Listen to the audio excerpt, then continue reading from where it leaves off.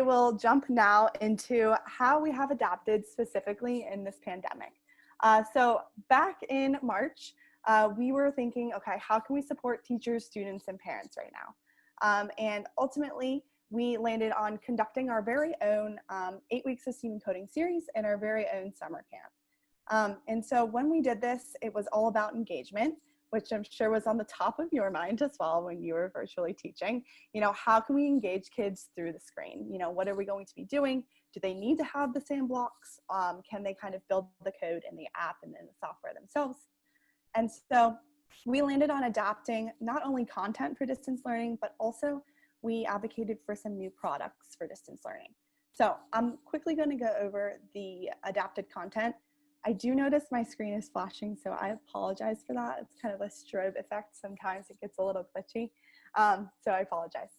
But let's jump into the content. And ultimately, what we landed on in the 8 weeks of STEAM and Coding series is that we did have some kids who had the kit and had the blocks in order to code along with us. And then we had other kids who attended all 8 weeks and were absolutely in love with the lessons by just kind of building the code with the virtual blocks in our SamSpace app. So all of these blocks that you can purchase as a product, like the DC motors and the RGB LED, actually come as virtual software blocks in the app itself. And so students can still see a visual, like if they were to make a connection between a button and an RGB LED, which is the light. If they held the button in, they would still see on the app that the light is still lighting up. So they can still kind of see the visual connection between the inputs and outputs and systems. So we ultimately realized that SamLab's distance learning can occur with or without the Bluetooth blocks. And I know that that is something on teachers' minds. You know, if I have a classroom kit, sending them home can be a thing that is on their mind. And can they kind of take this home and do some homework? If they're not in the classroom a couple days a week, are they able to complete the code? And the answer is yes. Secondly, we began adapting all of our content, so over 100 lessons for distance learning. And as mentioned, it was all about engagement, but also ensuring that there was that tinkering and that designing and that hands-on learning that is occurring still. We heard from a lot of teachers and parents back when the pandemic began that, you know, the students are sitting in front of the screen all day and there's not as much kind of interaction, tinkering and designing as there would be in a classroom. And so we wanted to ensure that that's something that we kept. And I think that SamLabs as a product in general with the blocks and kind of designing the prototypes along each lesson lends itself naturally to that process, but it is something that we like to highlight. There's a lot of hands-on learning that's occurring on and off the screen. And when we adapted our content, we made sure to add even more opportunities for students to get out of their seats and not just be kind of coding in front of a screen all day. So we've added things like scavenger hunts or searches around the house into our adapted content. I'm going to show you the adapted content in a second, but here is a screenshot of the SamSpace app. This is a code for a traffic light, and you can see the DC motors are attached to when the light is green. And so this is a snapshot using all of the virtual or software blocks included in our app. So as you can see, students can still go through the lesson, build the code, understand the functioning of the blocks within a system without actually having the physical blocks. Now, it's definitely more engaging and fun for the kids when they can then drive that car around their room and kind of see it come to life, but it is possible. Now, after listening to teachers and discussing kind of possibilities for what the school year may look like with distance learning, we did adapt some of our products. And so we have a brand new hybrid kit, and the hybrid kit was made for hybrid learning. So essentially, there are extra trays and lids for the kids so that they can take home the tray of blocks in a safe manner. We've also included more kits. So in our classroom size kit, it comes with 10 trays of these blocks, as I mentioned. But what we've created is a lid that will actually snap right on top of this tray so that students can take this home, and then maybe they'll bring it back to the classroom, you clean it before sending it home with another group of students. So it could look different, but that is something that we have created, and that is a new offering. Also, with tech equity on mind, we wanted to create an offering so that all students have access to an awesome STEM and STEAM education, regardless of whether or not they had access to a laptop or the Bluetooth devices at home. And so we created a STEAM at Home kit, which is a no tech kit with various materials and activities to go along with it. So they're not full-blown lesson plans like our courses, our STEAM and Learn to Code course, but they are activities so that students can kind of still build and manipulate prototypes aligned to this team. Then we have the Alpha Kit.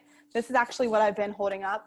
The Alpha Kit is just a single box, an individual sized kit that students can take home. And so some teachers have preferred to actually purchase a bundle of Alpha Kits and have the trays in a box as opposed to having that snap-on lid. So that is an option. And lastly, and most excitingly, we have been working a lot on our virtual block features so that students can code completely digitally if they wanted to. So this is something that's already available within the Sam Space app with those software blocks that I mentioned, but it is something that we've been developing for a Learn to Code course within Google Workbench so that they could still manipulate and run their code after they build the block-based code within the lessons. So I'll pause. Are there any questions so far about Sam Labs as a company and kind of the basics around the adapted products or the content? So there's nothing in the chat right now, but if anyone has any questions, feel free to type them in the chat or come off of mute. Either one would work. Which kit is the most popular? The hybrid STEAM home kit or the alpha? Great question. So I would say in general, the alpha kits are the most popular. Now the hybrid kit is new. And so kind of leveraging how that's going to be approached by teachers now, it might change. But I would say out of the STEAM or the Learn to Code, so there's different blocks that are used within those courses. So we have like a STEAM alpha kit, we have a Learn to Code alpha kit because there are different blocks used across those course platforms. STEAM tends to be the popular option, especially for the younger kiddos and using the visual flow-based coding app and the blocks that are included. But great question. All right, and somebody posted in the chat, they said, are instructional materials available in Spanish and other languages? So awesome question. We are in the midst of translating everything into Spanish, all the lesson plans. We have a lot of teachers who have requested that. And so it is in the midst. The app itself is available in various languages. So if you were to download the Sam Space app and you go, if you're looking at the slide deck, the 3 lines at top of our settings, you can kind of manipulate the language of the app itself. All right. Any more questions at this point? All right, Mackenzie, I will keep monitoring the chat if you want to move along, and we'll come back to any questions that show up. Great. All right, so our digital classroom. So we've been adapting the content, and we have chosen, because we missed the classroom a little bit and all the digital classroom and Bitmojis that are happening, to create our very own Sam Labs digital classroom, where we will actually house all of the adapted content. So we're going to go over how to actually access the link. I will provide the link for you. We already have 8 lessons in there ready to go. How to actually save the digital classroom, and then checking out some of our new ELA connections that we've included. So we're going to take a little tour. Before we do that, our vision with this digital classroom and our adapted content is ultimately to provide an offering regardless of what your school is going to look like in the next couple of weeks. You know, if you're going back completely in person, if you're going back completely virtual, or you're hybrid, we wanted to create an offering that has more material rather than less, so that you can adapt and edit it. So it features completely asynchronous lessons, but you can adapt all of the content to make it synchronous. If you did want to do live instruction with the kids, you could still do that. So our STEAM content will be kindergarten to 5th grade, and our Learn to Code content will be available for 4th to 8th grade. And we are working on the STEAM content first, as It tends to be the more popular option before moving to Learn to Code. All of our lessons will be featured in Nearpod. So if you are familiar with Nearpod, hopefully you agree with me that it's a really awesome tool for engagement for students. We use Nearpod for summer camp and the 8 weeks of STEAM and coding series, and the kids absolutely loved it. It's all about that engagement. I'm going to go into what Nearpod looks like in just a second if you aren't familiar. But what we have been able to do through Nearpod is kind of pre-record audio and video instruction. And so the education consultants at SAM Labs, who are all former teachers and certified teachers, we've been adapting the content by adding voiceovers and videos and screen recordings when building the code to kind of walk the students through a lesson so that they could ultimately do it self-paced completely on their own. Nearpod's also very user-friendly, and I'll go into how that's so in just a second. But again, our goal was to offer flexibility and accessibility for students at home or at school. So now I'm going to drop the link for our digital classroom so that you have it. I definitely recommend pinning this to your Google Drive, and then that way you would have access as we continue to edit and add to the digital classroom itself. And so when you get there, your screen should look like mine, and I'm going to present so that I can kind of walk you through everything that's included. So it's up to you how you'd like to use this digital classroom. We know a lot of teachers were using it, so we figured it might be easy for you just to copy and paste a slide from the SAM Labs digital classroom into yours. If you would just prefer to use our digital classroom to get the Nearpod lesson and then drop that into whatever learning management system you're using, you could also do that. So feel free to use whatever you would like from our digital classroom. As a quick overview, we have some how-to videos to get set up, like all of the features within the classroom, how it may integrate with your learning management system or Google Classroom, and then a little Nearpod 101 video to walk you through the features of Nearpod and how to adapt a SAM Labs lesson within Nearpod. In the career corner, we have some links to women in STEAM and coding careers and some other blogs that we have written about STEAM and coding futures. And then we have our little library down here with some links to read alouds about STEM, coding, and engineering themed books. So feel free to use those in your digital classroom. And then we have our 2 courses, which we are adapting as kind of these posters up front. So I'm going to click on the STEAM course because we have started the STEAM course first. And anywhere you see these pointers, you can essentially click and it will bring you to a special link or somewhere specifically within the digital classroom. So here you can see kind of the STEAM course directory, how to get to each classroom.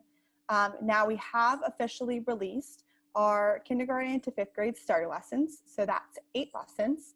And so I'll show you how to get to those. So if you click on the 2-5 starter lessons, here is the classroom with those adapted lessons. And so you can essentially click on the iPad to find the adapted lesson itself. And so we have some other features within the classrooms like the classroom kit. So if you are more interested in understanding what the classroom kit is, what the product looks like, what those Bluetooth blocks are, you can click here and it'll bring you to our website. The block directory is a really amazing resource. Kind of goes through all of the various physical blocks and software blocks that we offer on our platforms and the function of those blocks in when students are building their code. And then the how-to videos as well. So I'm going to go back. So if you click on that exit sign, it'll bring you back. And let's say that I'm a 2nd grade teacher. Here you can see the 2-5 STEAM lessons are coming soon. We are on track to release them in the next couple of weeks, so we're really excited about that. But all of the lessons, so there are 13 for 2nd grade. All you have to do to find those adapted lessons is to click on the lesson that you would like. And what it will do is it will bring you to Nearpod to actually make a copy of the lesson. So lastly, I'm going to go back to our main page here to show you a couple other features of the digital classroom. The Learn to Code course, so if you are the upper elementary or middle school teacher, our Learn to Code course directory will be there as well. And then this is the view of the Learn to Code classroom for fourth grade, and essentially similar process. If you click on the laptop, it will bring you to the lesson adaption. Some other things to mention. So we do have some material lists. As we've been adapting the content, all of the lessons kind of require students to build a prototype with the Bluetooth blocks, along with some other classroom materials and some other materials that they may need to get in advance. So we just wanted to flag that for teachers. So there is a materials list for each grade level, and you can see by lesson what the students need for that lesson. And then lastly, we have been adding to our recommended read aloud list. So along with each lesson, we have included a book that aligns perfectly to that science standard that's being taught within our STEAM lesson, so that it just makes it easier for teachers if you were looking for a way to kind of move from your SAM Labs lesson into your literacy block or looking for extension activities. So I know that that was a mouthful, so that's kind of our digital classroom in a nutshell.